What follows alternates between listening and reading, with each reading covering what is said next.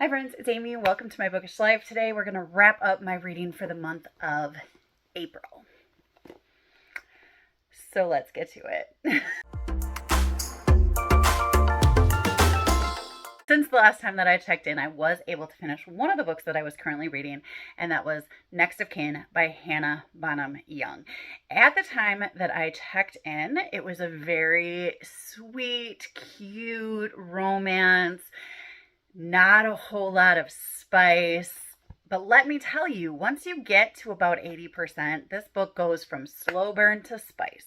However, I really liked it. I really enjoyed the dynamic between the two older siblings and the dynamic between the crossover of the sibling pairs. I really enjoyed that. I loved just the love that grew between all of those characters, and I just loved how it was all set up.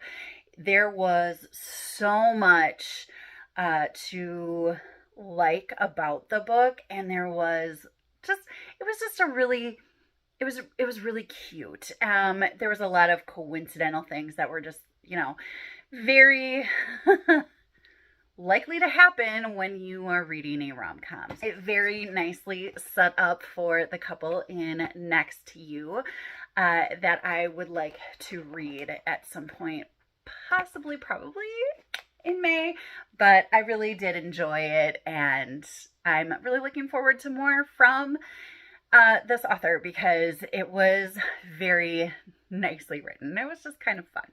Okay, I'm gonna just move my camera just a little bit so that my graphic will fit up with all of the books that I read in the month of April. I read 14 books for a page count of 3,949, quite a bit lower than I usually do. That was 132 pages per day, 282 pages per book.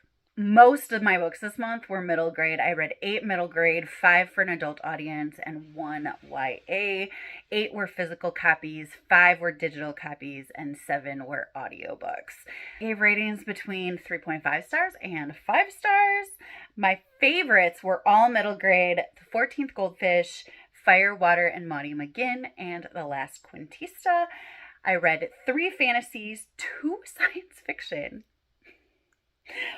4 historical fiction, 2 cozy mysteries, 1 thriller, 1 realistic fiction or contemporary, and 1 romantic comedy. It was a great month. All right, so let's get some superlatives, shall we? I have my graphic right here that has all of the books that I read. And now I just made a mess. Pause. Okay, let's try this again. All right, my first superlative is most underrated. Okay, I'm going to talk about 2 books here. So one that I think is underrated is The 14th Goldfish, because I did not know that this book existed until this month, or March, probably it was. When I was doing research to find as many science fiction books as possible for younger grades that weren't super silly, I just kind of stumbled upon The 14th Goldfish, and it's so well written, it's so humorous, and it's so delightful that I just was really amazed that I had never heard of this book before. I've heard of the author before. I just didn't understand why I hadn't come across this book before, and I really still don't. I have no idea why I've never heard of this book before. So I would definitely call that underrated. The other one that I want to talk about is Billy and the Giant Adventure. This book by Jamie Oliver. This book was just, I was not expecting it. It was one of the advanced listening copies that I got from as an educator for Libro FM, and I really didn't know what to expect from it at all. And it's so cute. It's so good. It has to do with conservation. It has to do with working together. It's so cute and so great, and I really enjoyed it. And I don't understand why it's not on more radars, because it is really neat and it's really cool. And of course, there's all of those wonderful food descriptions that make you hungry. So, I mean, what's not to love about that? I just feel like I should be hearing more about this book than I have. So, definitely those two books I would say are underrated. All right, this is scariest. The scariest. You know, I eventually marked The Firekeeper's Daughter as a thriller mystery, and that is definitely the scariest book that I read. It is so realistically scary. These are definite problems that we absolutely have in our society, and you can feel it in the story. I really, really loved reading the book, and I absolutely was terrified by the situations that these characters found themselves in. It was so powerful in its delivery, and it was scary. It was scary, scary, realistic, and so good in terms of that.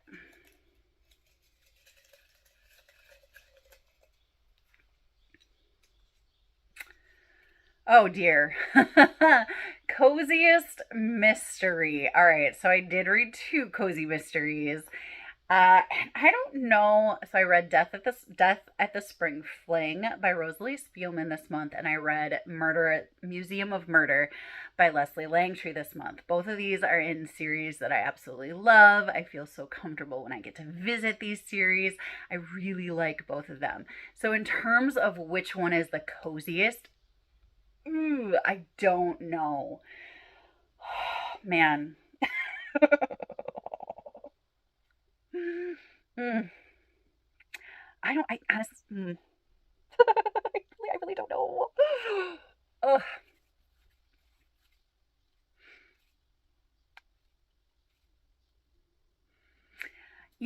I'm gonna go off of the setting here. I, See, that doesn't even work either because, like, Hawaii is a place I want to visit, and the Midwest is where I actually live. I feel like I could be cozy in both of those places. I don't know. I really don't know how to answer this question. I immensely enjoyed both of these books. I thought they were both really fun. I thought the mysteries were both intriguing, and I just really felt cozy while I was reading them. It's like choosing a favorite friend. Ugh. Best side character. Oh my gosh. The best side characters actually are in The Fire, the Water, and Maudie McGinn by Sally J. Pla. I loved this book a lot. Like, it just, I felt things reading this book. I felt anger and love and hope and just everything while I was reading this book. And I was so angry at some of the characters.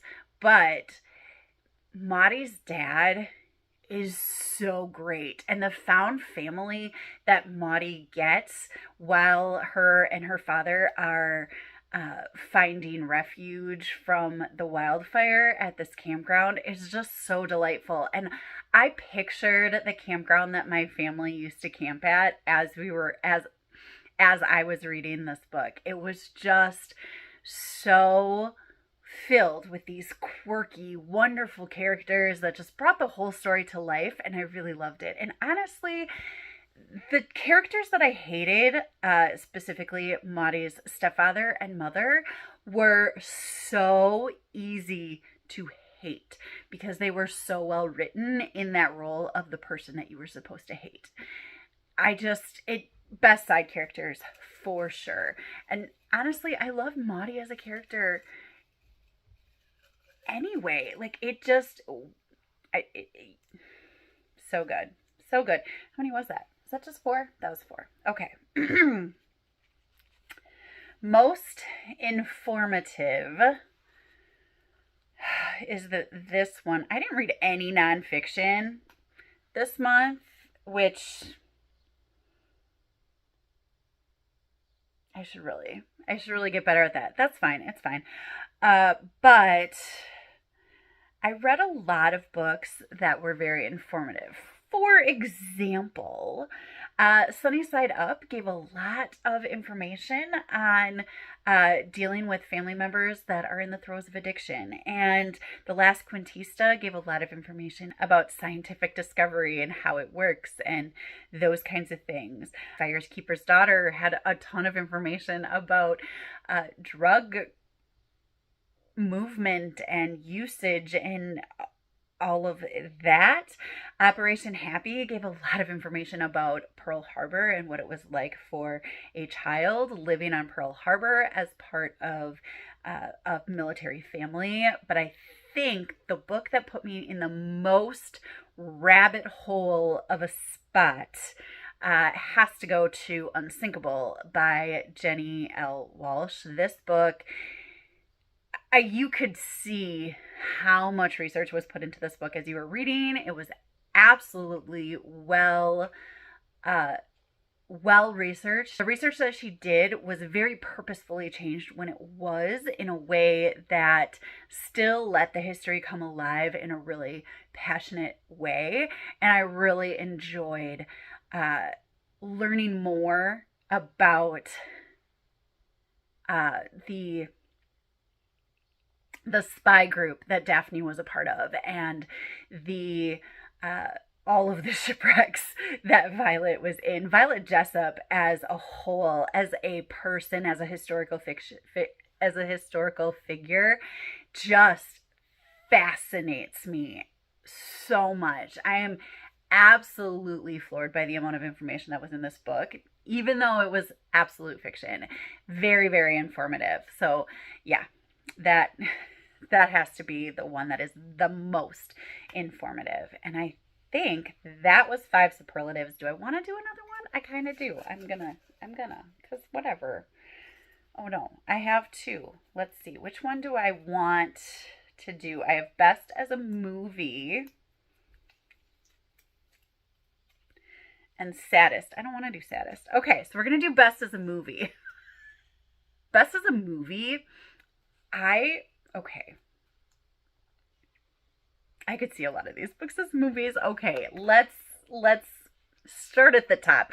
Very first book that I finished in April was The 7-Year Slip by Ashley Poston, and that was a movie running through my head the entire time. I loved reading that. It was just a constant movie going through my head, and it would just be amazing to see how it could be done, how directors could do that to show that change in time and the change, like because there were several different decades that were shown in this. It would be so cool. It would be so cool. I would love it as a movie. Also, Firekeeper's Daughter, I could definitely see as a movie. Obviously, it is being worked for a movie currently by, I think by the Obamas movie production company, which I did not know existed. But that is a thing that is in the works. And I can really see it being good. It would really make a good one. Also, Unsinkable would make a great movie, and The Fire, the Water, and Maudie McGinn would make a great movie as well. Honestly, The 14th Goldfish, I would love to see that, where you have like this young actor pretending to be a grandfather stuck in a 14-year-old's body. Say less. Like, I would love that. It would be so funny. Okay, here's something funny. I just reached in and pulled out most likely to reread, and I literally already have reread The 14th Goldfish since I finished it. I finished it with my students, with my 5th graders. As I said, I was going to turn around and I was going to read it with my 5th graders, and I did. It's so short, it's so quick to go through, to get through, and as a read aloud, it just worked perfectly. They were giggling. They thought it was great.